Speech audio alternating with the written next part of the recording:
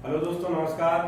मैं अंकित विद्वा target PSC with अंकित के माध्यम से आपके सामने लिखित व अलिखित संविधान में क्या अंतर होता है इसके बारे में आज जानेंगे।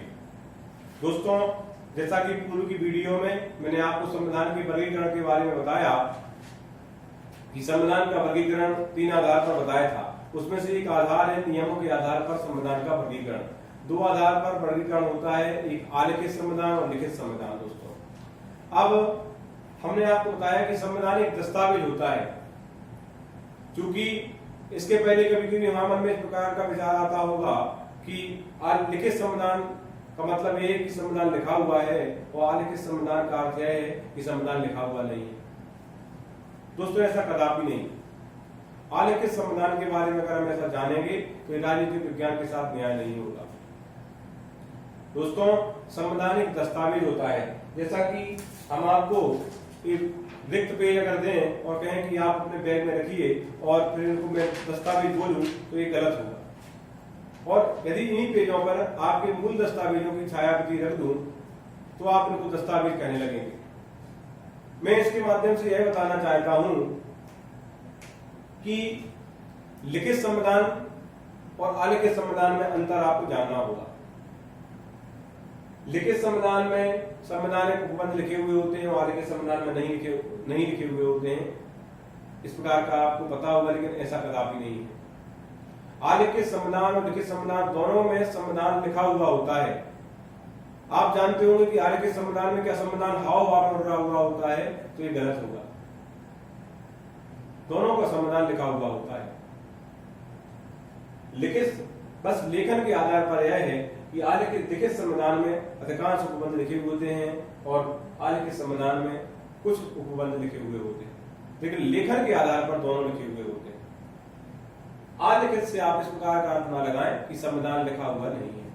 दोस्तों, दस्तावेज तभी लिखा हुआ कहलाएगा जब उसमें कुछ संकलित होगा, उसमें शब्द संकलित होंगे, तब वह दस्तावेज कहलाएगा। दोस्तों, लिखित संविधान के बारे में जानते हैं हम। लिखित संविधान एक चाक चौबंद व्यवस्था का परिणाम होता है।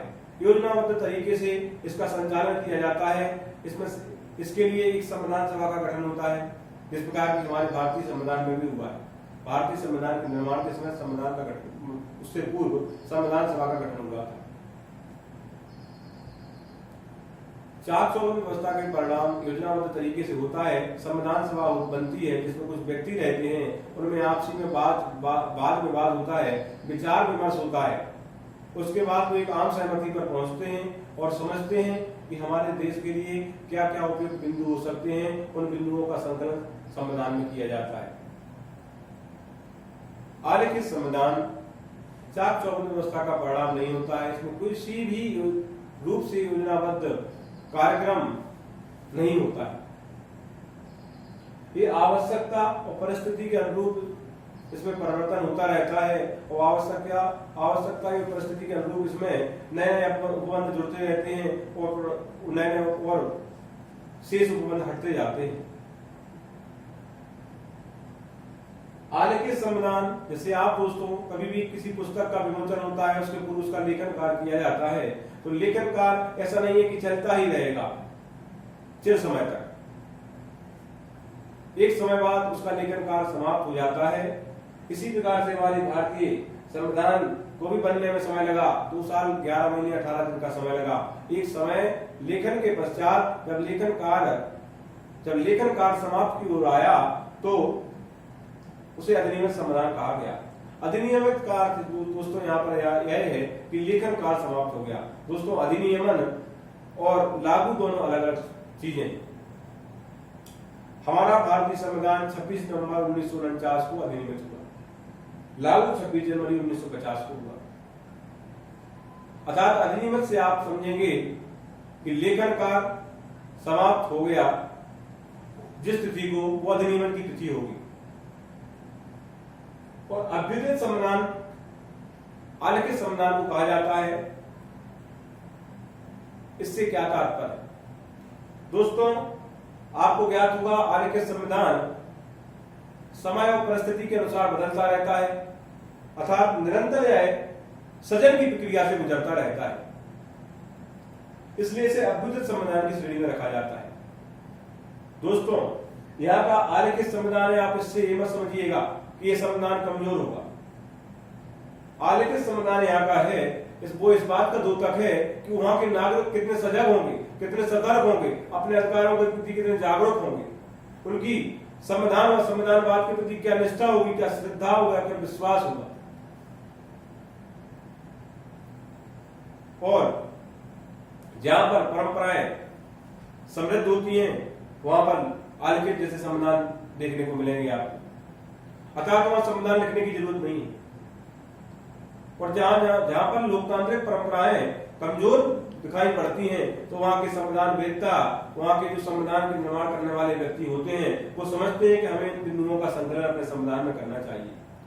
दोस्तों, जैसे आप अपने बुजुर्गों का सम्मान करते हैं, आप भारत देश में नारी का सम्मान होता है। ये हमारी परंपरा समृद्ध है। हमारी परंपरा इतनी समृद्ध है कि हम अपने आप को विश्वगुरु कहलाने का माता रखते हैं। लेकिन जब परंपराएं कमजोर हो जाती हैं तो उन्हें सहायताबद्ध करना पड़ता है। दोस्तों, हम भारत देश में आप देखते हैं कि कोई व्यक्ति कहीं भी पान खाकर पीक मारता हुआ चला जाता है। हम कहीं भी गाड़ी में बैठे हुए होते हैं, कहीं जा रहे होते हैं, उसमें से कुछ खाया, उस पन्नी में जो भी अवशिष्ट हुआ हमने उसको रोड पर फेंक दिया। कभी कभी हम धैर्य के अभाव में यातायात के नियमों को भी तोड़ते दिखाई देते हैं। तो ये हमारी परंपराएं समृद्ध नहीं है, हमें उसे सहायताबद्ध करना पड़ा, अतः लिखना पड़ा। दोस्तों, आशा करता हूं आपको यहां तक समझ में आया। दोस्तों, लिखित संविधान में अर्थात ऐसे समझिए कि आप सरकार के 3 अंग होते हैं: विधायिका, कार्यपालिका, न्यायपालिका। विधायिका विधि निर्मात्री निकाय है, कार्यपालिका उस विधि का क्रियान्वयन करती है और न्यायपालिका न्याय निर्णय करने का काम करती है। इन तीनों के बीच शक्तियों का विभाजन किस आधार पर हो, शक्तियों का सीमांकन क्या हो, ये लिखित संविधान देखने को मिलता है।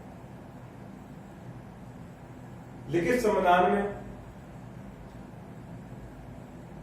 सबसे ज्यादा पावर जुडिशरी, जे बोर्ड जुडिशरी, उसके बाद लेजिस्लेटिव, उसके बाद एग्जीक्यूटिव। क्योंकि भारत में विधायिका के पेट से ही कार्यपालिका निकलती है,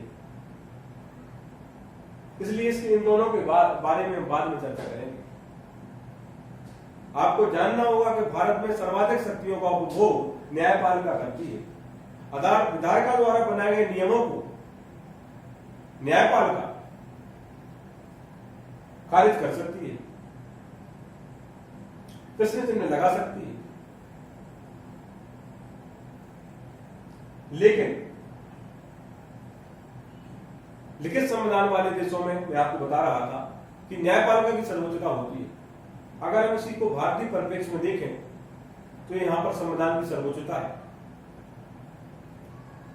हालांकि संविधान की सर्वोच्चता हासिल करने के लिए न्याय प्रक्रिया का बहुत बड़ा योगदान है, लेकिन वहीं आलिखित संविधान में देखा जाए तो यहां पर विधि बनाने का काम विधायिका, अर्थात यहां पर विधायिका सर्वाधिक शक्तियों को उपभोग करती है, क्योंकि आलिखित संविधान में विधायिका की जुबान ही विधि बन जाती है और उसके संविधान का वह अभिन्न अंग बन जाती है।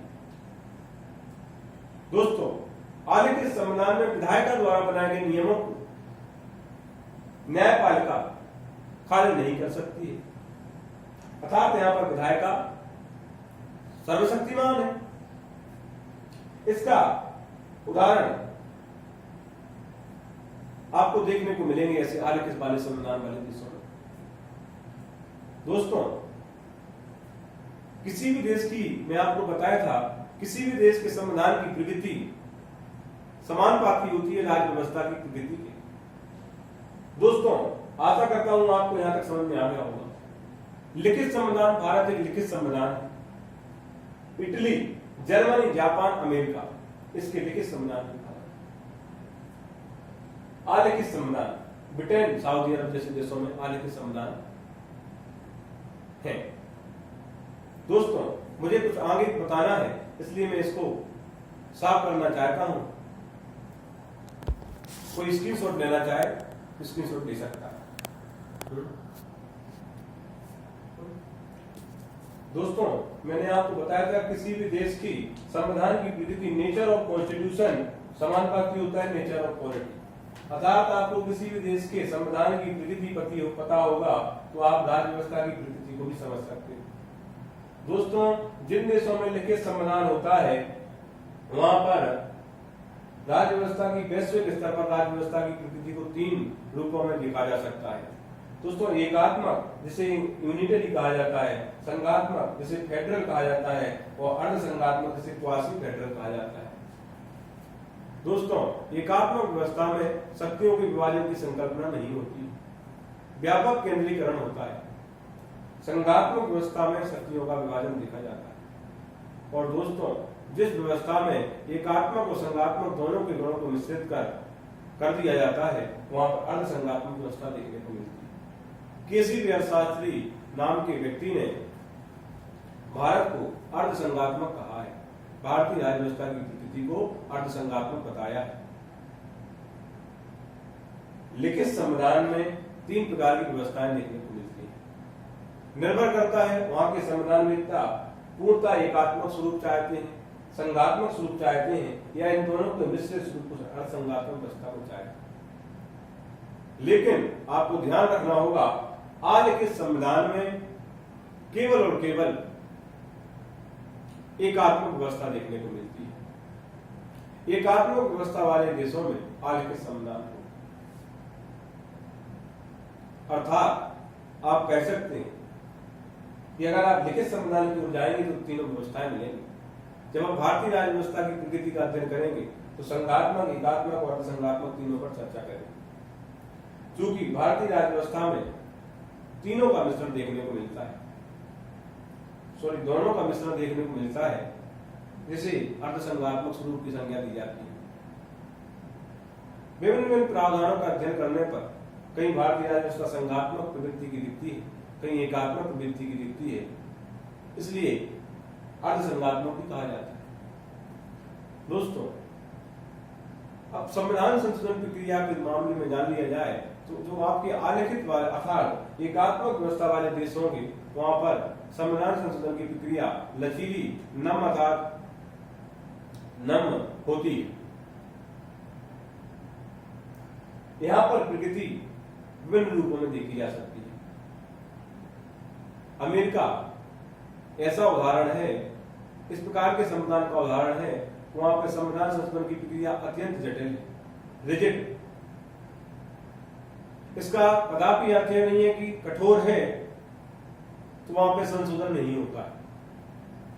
इस प्रकार का शब्द निकाल दें कि आपके मन में अगर इस प्रकार का सवाल हो कि वहां पर संशोधन नहीं होता है तो ये गलत हो। संशोधन होता है, संविधान संशोधन की प्रक्रिया वहां पर जटिल होती है। दोस्तों, श्रीलंका नम में वहां पर संशोधन की प्रक्रिया सरल है, लेकिन भारत में कठोर एवं लचीलेपन के सम्मिश्रण को अपनाते हुए एक अद्भुत विशिष्टता दिखाई देती है भारतीय संविधान में। दोस्तों, किसी भी देश का संविधान स्थितिक नहीं होता है, वो गतिक प्रवृत्ति का होता है। आवश्यकता एवं परिस्थिति के अनुरूप उसमें परिवर्तन किया जा सकता है। आशा करता हूं दोस्तों इस लेक्चर में आप लिखित और अलिखित संविधान के बारे में विवेक जान चुके होंगे। दोस्तों, इन सभी के नोट्स आपको हमारे टेलीग्राम चैनल पर उपलब्ध हो जाएंगे। पूर्व के लेक्चर्स के भी नोट्स आपको टेलीग्राम चैनल पर उपलब्ध हो जाएंगे, वहां पर आप वहां जाकर डाउनलोड कर सकते हैं। दोस्तों, वीडियो अच्छी लगी हो तो लाइक, शेयर, सब्सक्राइब, कमेंट जरूर करें। आप मुझे इंस्टाग्राम के माध्यम से भी फॉलो कर सकते हैं, जिसकी लिंक डिस्क्रिप्शन में दी गई है। जय हिंद, जय भारत।